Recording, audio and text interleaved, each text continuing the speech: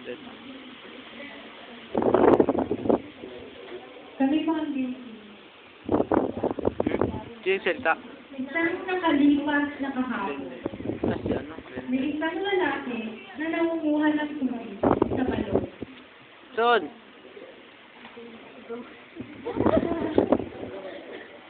Ngunit bago siya makarating sa balon, siya muna ay naglakad.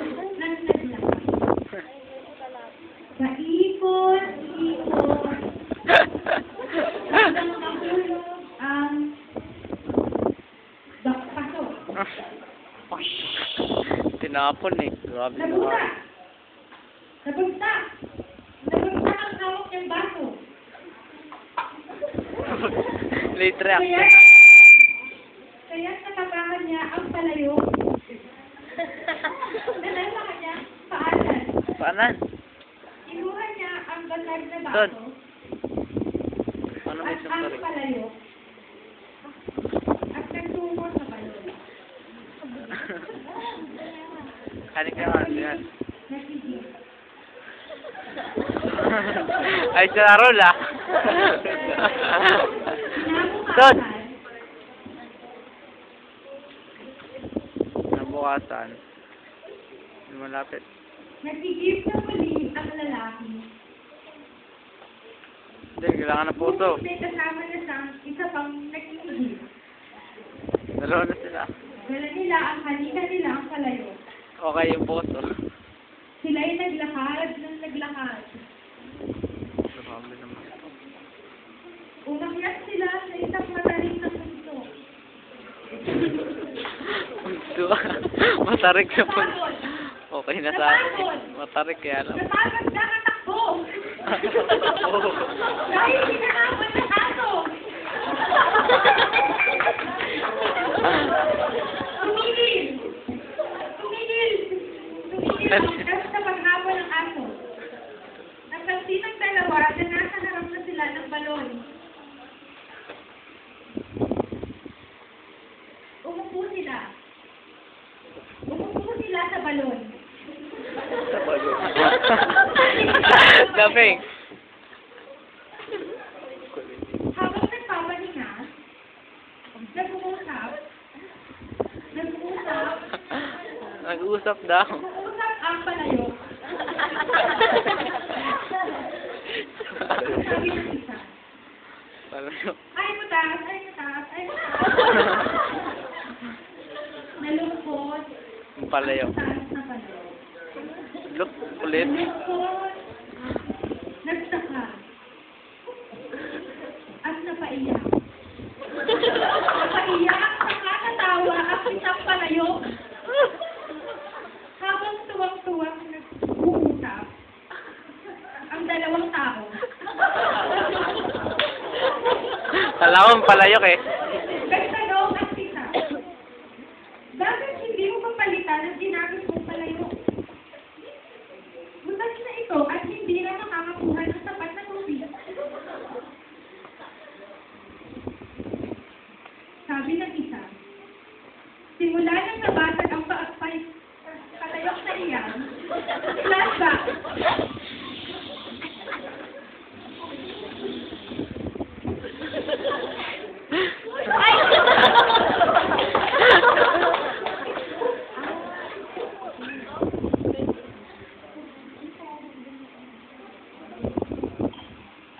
Nagdidilig ang lalaki. At biglang namulaklak ang mga bulaklak. Ang bulaklak na kanyang pingitan.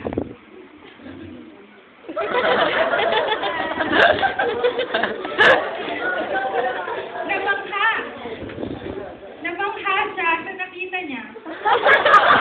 At ang bulaklak ang kanyang piniligan.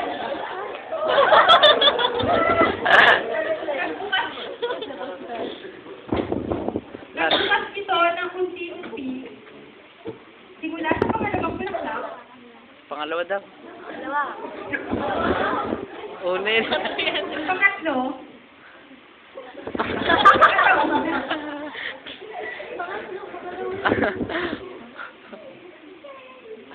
Kulit ah. 3. Play daw.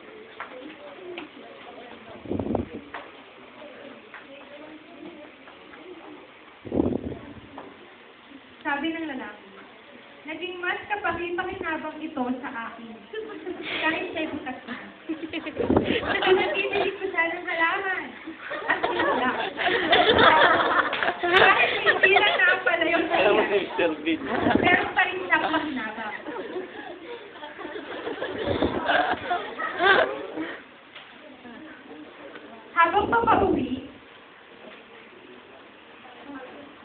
Habang papauwi ang mga nagigigil, Gigil. napaisip ng malalim ang lalaki. Sa kanyang pag-iisip, biglang nasaba. Nasaba ang kanyang kasama. Tumawa. Tumawa ng tumawa ang nasaba. Tumayo ito at nagpatuloy sila sa pag-uwi. Ayos yun ah. Wala ko tumawa yung palayok eh.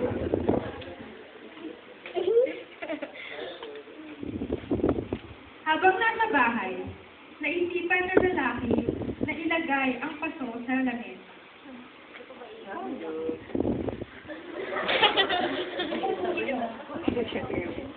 Sa harapan ng palayo.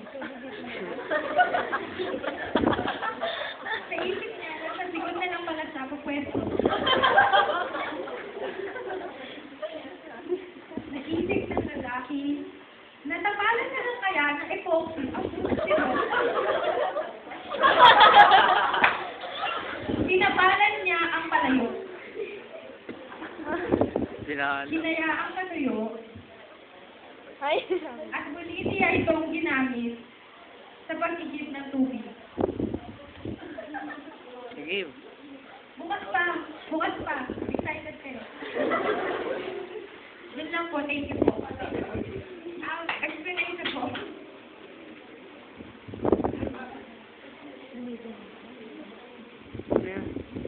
Extreme cobra. May mga bagay na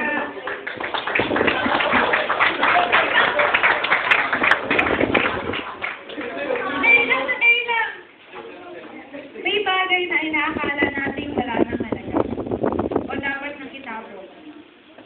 Ngunit maaari pa natin pakinabangan ng mga ito. Gaya ng Panginoon, kahit gaano tayo nasama o kahit anuman ang ating mga nakalipas, handa niya tayong gamitin sa mas maganda pang paraan. Kaya dapat nating tanggapin siya sa ating buhay upang mas makagawasan ng mas malaking himala sa ating buhay. At hindi lamang natatapos yun. Ang pagbabago ay isa ring proseso. Hindi lamang ito na nakukuha sa mabilisan. Ngunit kung andyan ang Panginoon, at handa tayong ibigay ang puso natin sa Kanya, walang imposible pa. Thank you po.